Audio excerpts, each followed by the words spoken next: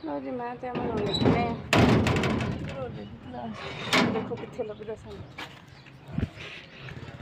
जी पौधा अल्लाह किता मिल ही गया सी निकल के आए ये ताज़े ताज़े पत्ते जड़े ना ये तोड़ने इन्हों गर्म करके तो बना के पैर के उपर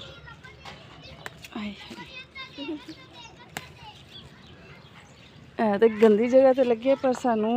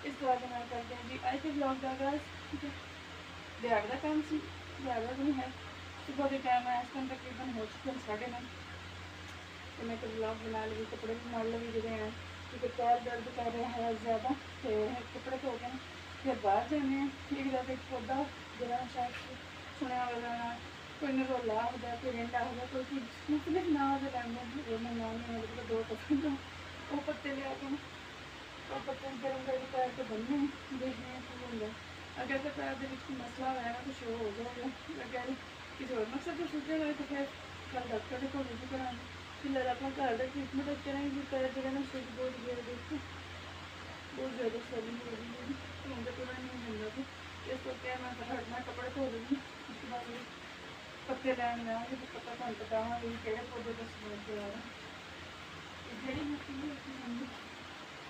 फिर दर्द वाला होगा आराम हो गई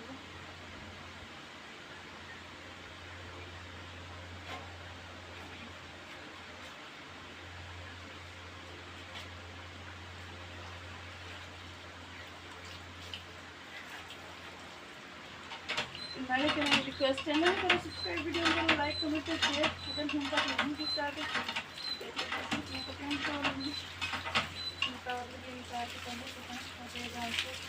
तो बारिश करेंगे। ठीक है अपना काम करेंगे।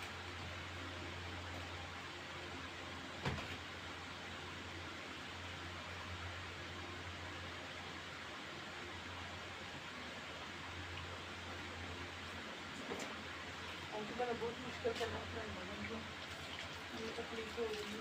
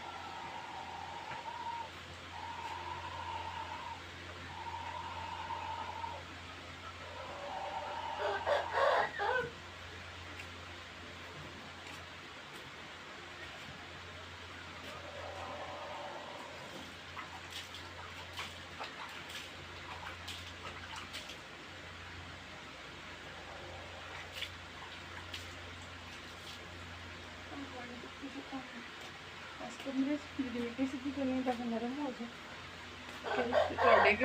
रिक्वेस्ट कि चैनल में करो सब्सक्राइब, वीडियो में करो लाइक कमेंट शेयर और कंप्लीट वीडियो वाच करो। मैं टाइम से पैर करती हूँ।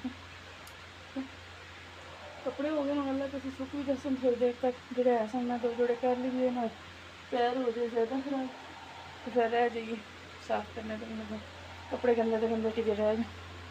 ये तो हूँ असी करते हैं जी अपना बैक मोबाइल। नेक्स्ट व्लॉग में फिर हाजिर होवांगे कुछ देर तो बाद। देखो कितने लगता सन मैं जी पौधा अल्लाह किता मिल ही गया, निकल के आए ये ताज़े ताज़े पत्ते जोड़े ना ये तोड़ने, इन्हों गर्म करके तो बना के पैर के उपर।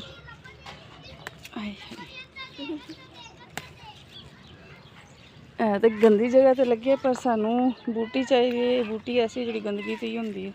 असी हम लैके जा रहे हैं, लै आए मैं पत्ते घर।